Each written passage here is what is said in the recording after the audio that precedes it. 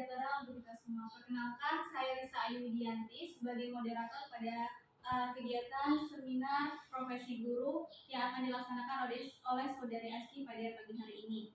Pertama-tama mari kita panjatkan puji syukur atas kehadirat Allah Subhanahu wa taala, di mana atas rahmatnya kita semua dapat diberikan kesempatan untuk hadir pada di ruangan ini dalam keadaan sehat walafiat. Selanjutnya sholawat beriring salam kita curahkan ke pundak junjungan kita Nabi besar Muhammad Sallallahu Alaihi Wasallam dengan lafaz Allahumma sholli ala sayyidina Muhammad wa ala ali sayyidina Muhammad. Semoga kita mendapat syafaatnya di yaumul akhir nanti. Amin. Yang terhormat teman-teman sekalian, teman-teman rekan PBG Prajabatan yang bersedia hadir pada seminar pendidikan profesi guru pada pagi hari ini. Adapun susunan acara yang akan dilaksanakan pada saat ini yaitu yang pertama pembukaan. Pembukaan ini dimana sedang berlangsung. Acara yang kedua yaitu adalah penyampaian materi oleh Saudari Aski Fathia. Pada Saudari Aski saya persilakan. Assalamualaikum warahmatullahi wabarakatuh. Waalaikumsalam warahmatullahi wabarakatuh. Baik, perkenalkan saya Aski Fathia dengan NIM A2P4 22016. Di sini saya akan menyampaikan terkait dengan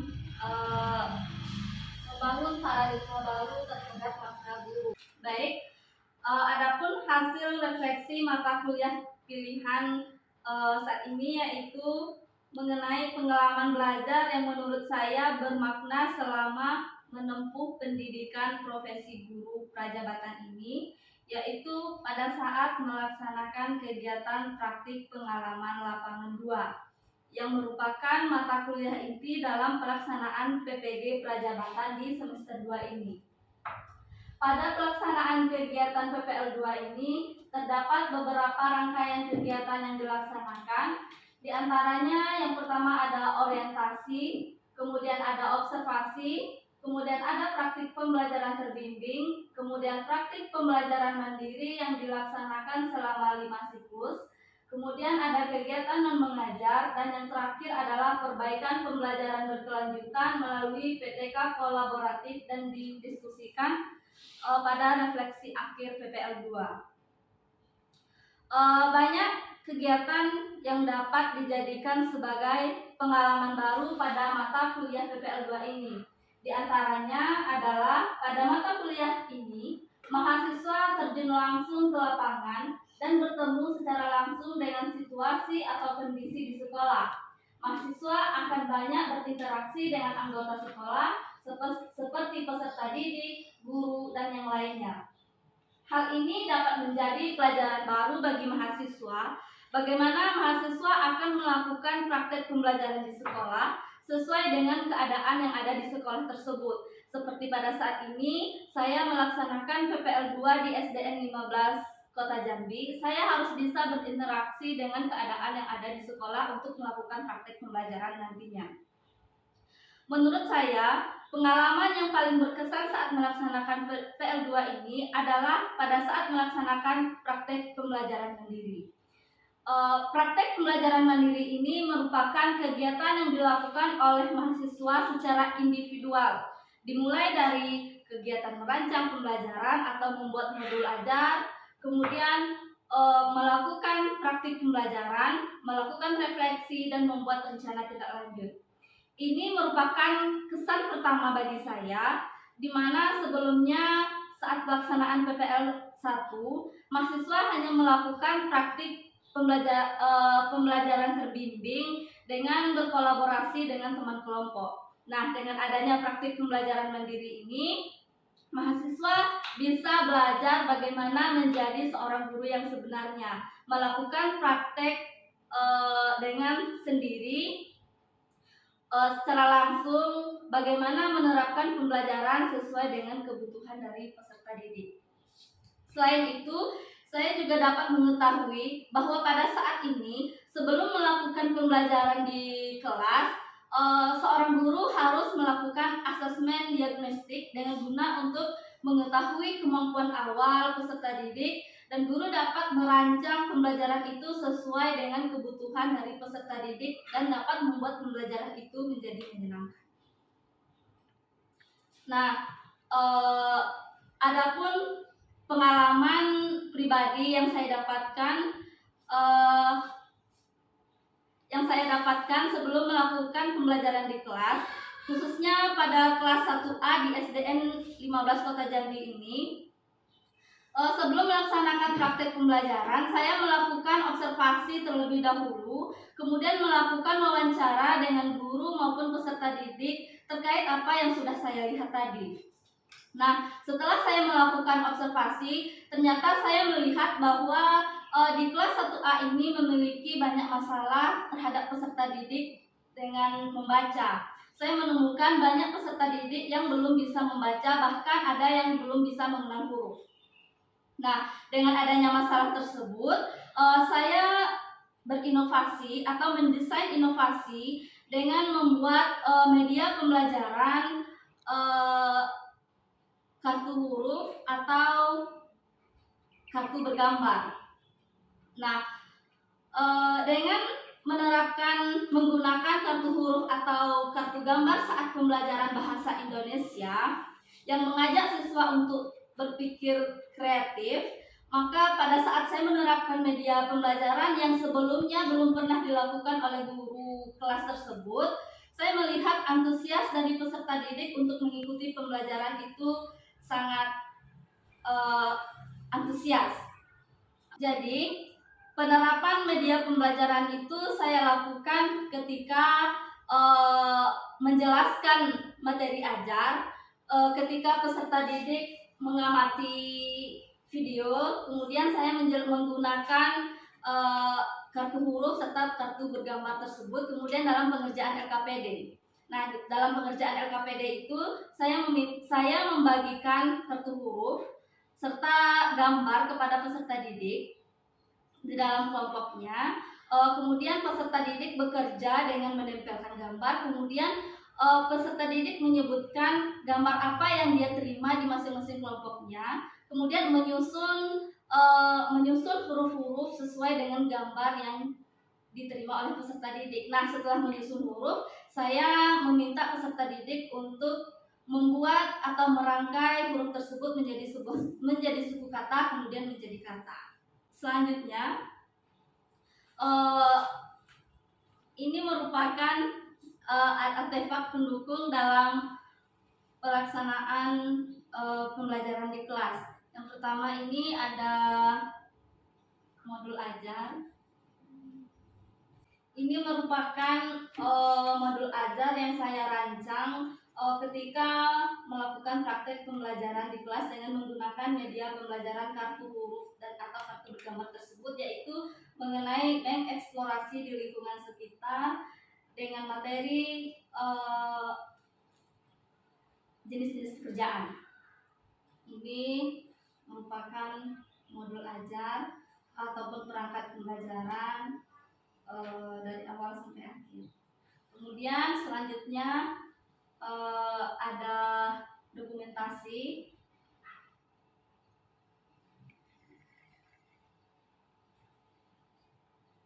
Nah, ini merupakan dokumentasi ketika siswa maju ke depan kelas menempelkan gambar. Kemudian ini ketika guru menjelaskan dari bagaimana penggunaan dari media kartu huruf. Nah, kemudian ini guru meminta peserta didik untuk maju ke depan kelas mencarikan huruf yang diminta oleh guru.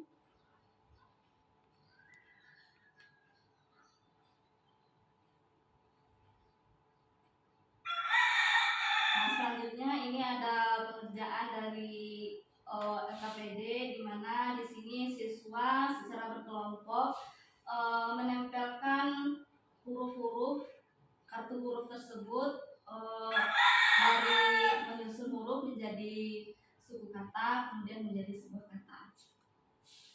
Baik, selanjutnya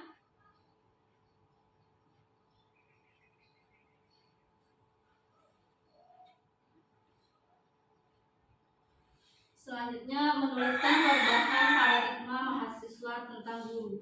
Nah, setelah mengikuti PPG Prajabatan ini, saya mengetahui bahwa seorang guru itu tugasnya bukan hanya mengajar saja, namun seorang guru itu dituntut untuk mendidik, membimbing, mengajar, serta menilai ataupun melatih, mengevaluasi peserta didik mulai dari pendidikan usia dini, pendidikan dasar, pendidikan menengah, dan pendidikan formal. Nah, setelah melakukan refleksi terhadap seluruh mata kuliah, pada mata kuliah seminar pendidikan ini dapat merubah pandangan saya terhadap guru. Selain itu, saya dapat mengetahui bahwa guru ini merupakan orang yang bertanggung jawab untuk memberikan bantuan kepada siswa dalam pengembangan baik fisik dan spiritual. Selain itu, guru memiliki tanggung jawab yang sangat banyak, yaitu mengajar, mendidik, melatih para peserta didik agar menjadi individu yang berkualitas baik dari sisi intelektual maupun akhlaknya. Menjadi seorang guru harus bisa mengikuti dari perkembangan zaman, karena guru harus mampu berinovasi untuk dirinya dan peserta didik dalam hal pembelajaran. Tujuan dari segalanya adalah supaya guru dapat membelajarkan peserta didik sesuai dengan perkembangan zaman seperti yang dikemukakan oleh Bapak Ki Hajar Dewantara, yaitu bahwa guru harus membelajarkan peserta didik sesuai dengan perkembangan zaman yang ada. Seperti pada saat ini, ketika saya mengikuti kuliah PPG Prajabatan, saya dapat mengetahui hal baru bahwa seorang guru itu dalam kurikulum saat ini dituntut hanya sebagai fasilitator saja. Yang sebelumnya guru dituntut untuk menjelaskan semuanya di depan kelas, dan sekarang hanya sebagai fasilitator saja peserta didik yang banyak terlibat aktif di dalam sebuah pembelajaran. Nah, mungkin hanya itu paparan materi dari saya untuk seminar PPG pada hari ini. Saya ucapkan terima kasih. Kemudian saya kembalikan kepada moderator.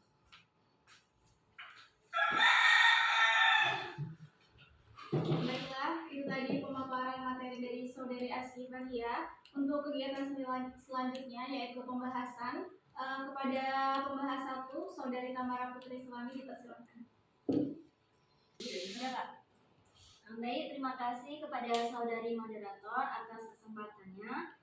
Yang ingin saya tanyakan berkaitan dengan materi tadi, apakah dengan menerapkan media pembelajaran tersebut yang saudara jadikan sebagai invensi atau inovasi dapat merangsang peserta didik untuk belajar dengan aktif? Sekian, terima kasih. Baik, terima kasih kepada Saudari Tamara atas pertanyaannya. Selanjutnya akan dijawab oleh Saudari Aski. Kepada Saudari Aski dipersilakan. Baik, saya akan menjawab pertanyaan dari Saudari Tamara, yaitu apakah dengan menerapkan media pembelajaran tersebut yang saya jadikan sebagai invensi atau inovasi pembelajaran dapat merangsang peserta didik untuk belajar secara aktif. Baik, sebelumnya seperti yang sudah saya katakan bahwa media pembelajaran tersebut merupakan hal pertama yang ada pada siswa kelas 1A SDN 15 Kota Jambi tersebut. Nah, ketika saya menerapkan media pembelajaran tersebut, antusias peserta didik itu meningkat. Seperti pada pengerjaan LKPD, keaktifan peserta didik itu nampak ketika pengerjaan LKPD dan ketika saya memperlihatkan media pembelajaran tersebut kepada peserta didik. Peserta didik aktif dibuktikan dengan peserta didik itu berlomba-lomba ingin maju ke depan kelas, ingin menyebutkan ini huruf apa, kemudian ingin bertanya. Nah, akan tetapi meskipun antusias peserta didik itu tidak bisa dikendalikan, namun masih ada kendala yang menjadikan saya dalam menerapkan media pembelajaran tersebut itu sulit, yaitu jumlah peserta didik yang banyak, sebanyak 20 orang, membuat saya kewalahan untuk merangkul semua peserta didik. Nah, di antara 20 peserta didik itu, satu di antaranya yang sangat sulit saya kendalikan, yang tidak berantusias. Namun, secara keseluruhan, peserta didik sudah aktif dalam pembelajarannya, seperti dalam pengerjaan LKPD tadi. Semua anggota kelompok itu bekerja, tidak ada yang menung-menung. Namun hanya satu peserta didik saja yang tidak bisa mengikuti pembelajaran hari itu dengan serius. Mungkin itu jawaban dari saya kembalikan kepada moderator. Baik, itu tadi pemaparan jawaban dari Saudari Aski Farhiah. Bagaimana Saudari Tamara sebagai pembahas satu? Apakah dapat dimengerti jawaban yang sudah diberikan? Di jawaban Saudari Aski tadi, jadi penerapan media tersebut itu berdampak aktif ya bagi peserta didik, seperti peserta didik tadi antusias saat pertama kali melihat media tersebut. Lalu peserta didik berlomba-lomba seperti menyebutkan huruf-huruf dan menjawab pertanyaan. Namun di balik itu terdapat kendala tadi ya, seperti susah mengondisikan peserta didik yang banyak tersebut. Nah, lalu pertanyaan saya, bagaimana Saudari Aski mengatasi kendala-kendala tersebut? Terima kasih. Baik, saya akan menjawab lagi pertanyaan dari Saudara Tamara. Bagaimana saya mengatasi kendala-kendala yang ada? Yang pertama, seperti yang kita ketahui bahwa karakteristik siswa kelas 1 ini tidak bisa diam, hanya bisa diam sebentar. Namun saya bisa mengembalikan fokus peserta didik itu seperti melakukan ice breaking, seperti memberi tepukan, kemudian bernyanyi, sehingga fokus peserta didik itu bisa kembali untuk belajar. Mungkin itu jawaban dari saya. Saya kembalikan kepada moderator. Baiklah, Saudari Tamara, itu tadi jawaban dari Saudari Askia. Apakah dapat dimengerti? Baik, terima kasih atas jawaban dari Aski, sangat bagus dan dapat dipahami. Selanjutnya kita masuk pada pembahas kedua kepada Saudari Rizka Zainiah, dipersilakan. Sebelumnya terima kasih sudah memberikan saya kesempatan untuk bertanya kepada Saudara Aski. Di sini tadi pembahas menyampaikan membuat media kartu huruf atau kartu gambar itu. Nah, di sini saya akan menanyakan bagaimana cara penggunaan media pembelajaran tersebut sehingga membuat peserta didik berminat untuk membaca. Di sini dikhususkan untuk yang untuk membaca ya.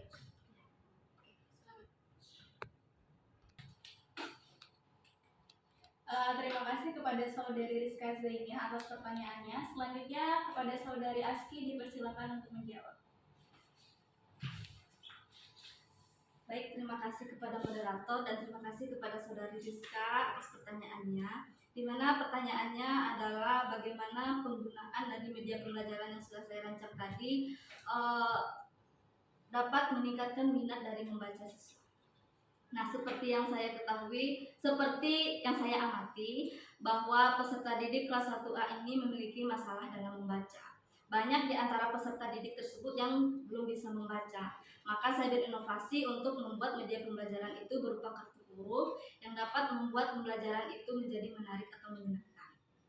Nah, bagaimana saya menerapkan atau menggunakan media pembelajaran tersebut? Yang pertama, saya membuat huruf-huruf, kemudian saya membuat bentuk suku kata, kemudian saya membuat kata, dan saya menampilkan sebuah gambar. Nah, penggunaannya itu saya lakukan dengan yang pertama, saya meminta peserta didik untuk maju ke depan kelas, menempelkan sebuah gambar. Seperti misalnya dalam gambar jenis-jenis pekerjaan yaitu gambar polisi. Nah, setelah satu di antara siswa yang menempelkan gambar, kemudian saya bertanya kepada peserta didik yang lain bahwa itu adalah gambar apa. Nah, ketika peserta didik menjawab misalnya itu adalah gambar polisi. Nah, di sana saya bertanya, kalau gambar polisi tentu ada kata dari gambar polisi tersebut. Huruf pertama dari gambar tersebut huruf apa?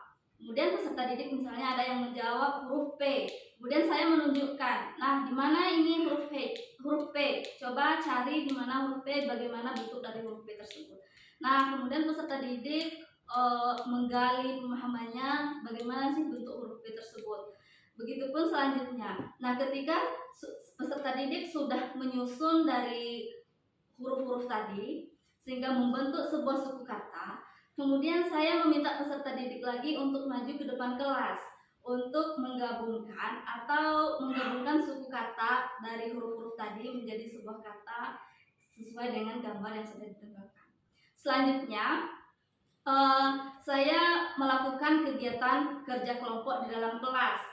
Kegiatan kerja kelompok itu saya buat dengan peserta didik itu menempelkan gambar, kemudian menempelkan huruf-huruf serta suku kata dan kata.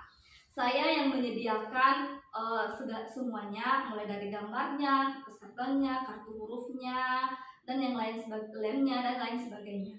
Kemudian nanti saya meminta semua peserta didik itu untuk bekerja dalam kelompoknya, dan saya mengamati apakah semua peserta didik itu bisa bekerja atau masih ada peserta didik yang hanya menung-menung saja di dalam kelompoknya. Nah, ternyata ketika saya melihat dan mengamati, ketika saya menerapkan media pembelajaran tersebut, saya melihat peserta didik itu semuanya bekerja di dalam kelompoknya dan berlomba-lomba untuk membaca. Nah, ini gambar petani misalnya. Coba kamu lihat ini gambar petani. Itu dia bersama kelompoknya itu saling bertanya, ini gambar petani, ada huruf P, ada huruf E, ada huruf T. Nah, jadi minat membaca siswa itu dengan adanya media tersebut semakin meningkat. Dibuktikan dengan ketika saya mengajar selanjutnya dengan mata pelajaran yang berbeda, peserta didik bertanya, "Bu, kenapa tidak menggunakan media yang lalu? Kami sangat menyukainya." Begitu. Mungkin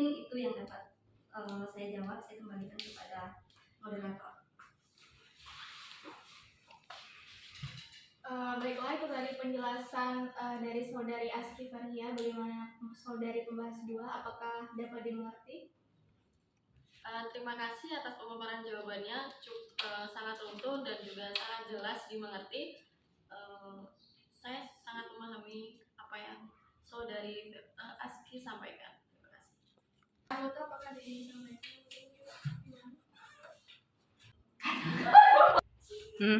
Selanjutnya, apakah masih ada yang ingin ditanyakan kepada Saudari pemateri? Jika ada yang ingin ditanyakan, silakan mengangkat tangan. Baik, terima kasih sebelumnya saya ucapkan kepada saudari moderator yang telah memberikan kesempatan pada saya untuk bertanya kepada saudari Aski Farhia selaku pemateri seminar pada hari ini. Tadi saudari Aski sudah menjelaskan bagaimana pelaksanaan media kartu huruf dalam kegiatan pembelajaran. Tadi terbukti Anda sudah menjelaskan bahwa hampir seluruh peserta didik yang saudari ajarkan itu terlibat secara aktif. Namun masih ada salah satu peserta didik yang kiranya belum termotivasi untuk membaca, padahal Anda sudah menyiapkan media tersebut. Nah, kenapa hal itu bisa terjadi menurut Anda? Terima kasih. Sekian dari saya. Baik, terima kasih kepada saudari Anita. Nah, di sini di mana pertanyaannya itu adalah saya sudah menerapkan media pembelajaran yang sesuai. Namun kenapa ada satu di antara peserta didik yang belum termotivasi atau belum berminat untuk belajar? Nah, setelah saya melakukan observasi serta wawancara dengan guru kelas dan peserta didik itu sendiri, ternyata peserta didik itu memang belum cukup umur untuk disekolahkan di kelas 1. Kemudian peserta didik tersebut memang tidak ada minat untuk belajar dari dalam dirinya. Memang dari dalam dirinya peserta didik itu memang sering melamun, ngantuk di kelas, memang tidak ada minat dari dalam dirinya sendiri. Nah, ketika saya melakukan wawancara dengan peserta didik itu sendiri, bahwa peserta didik itu mengatakan bahwa dia itu ingin belajar. Saya datang ke tempatnya atau tidak dia maju ke depan, saya fokus untuk mengajar dia. Saya tidak boleh mengajar kawan-kawannya. Ketika saya mengajar kawan-kawannya, dia merasa apa? Iya, dia tidak mau saya mengajar, dia cemburu. Saya merasa ketika saya mengajar secara bersama. Nah, ketika saya mengatakan bahwa kalau kita di sekolah ini, kita artinya kita belajar bersama. Nanti ketika tidak paham, baru boleh bertanya, baru boleh maju ke ibu atau ibu yang datang ke sana. Maka saya melangsungkan wawancara lagi dengan wali kelasnya. Wali kelasnya mengatakan memang anak itu begitu susah untuk dilibatkan di dalam pembelajaran. Jadi meskipun begitu, saya tetap ketika melaksanakan pembelajaran, saya tetap mengontrol anak tersebut dan sering mengajak peserta didik tersebut untuk berbicara ataupun belajar. Meskipun peserta didik itu hanya menjawabnya asal-asalan gitu, namun saya sering memanggil untuk ketika kawannya yang lain sedang bekerja atau mengerjakan evaluasi, mengerjakan apa, saya sering memanggil peserta didik itu untuk ke depan untuk belajar. Mungkin itu yang dapat saya jawab. Saya kepada moderator. Baik, itulah tadi pemaparan jawaban dari saudari Aski Fathia. Kepada saudari Anggita, apakah sudah dapat dimengerti jawabannya? Ya, jawaban dari saudari Aski Fathia sudah saya mengerti. Jadi kenapa anak tersebut tidak termotivasi itu karena kurangnya minat belajar dari diri peserta didik tersebut. Ya, betul? Betul.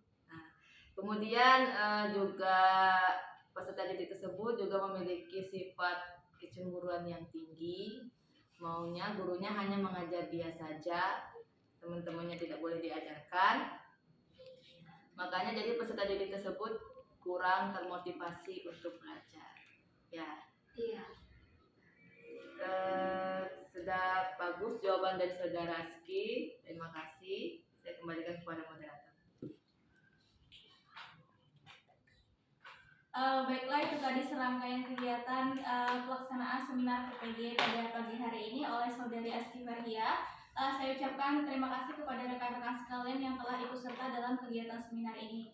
Dari seminar membangun paradigma baru terhadap makna guru ini dapat ditarik kesimpulan bahwa guru merupakan orang yang bertanggung jawab terhadap proses pendidikan yang membantu siswa ke depannya, baik itu dalam kegiatan mengajar, mendidik, melatih, sehingga menjadi individu yang berkualitas untuk menghadapi kehidupan dan tantangan kehidupan ke depannya. Kemudian guru di sini juga harus melek akan perkembangan zaman, di mana kita harus menyesuaikan pelajaran dan perkembangan zaman yang terjadi pada saat ini.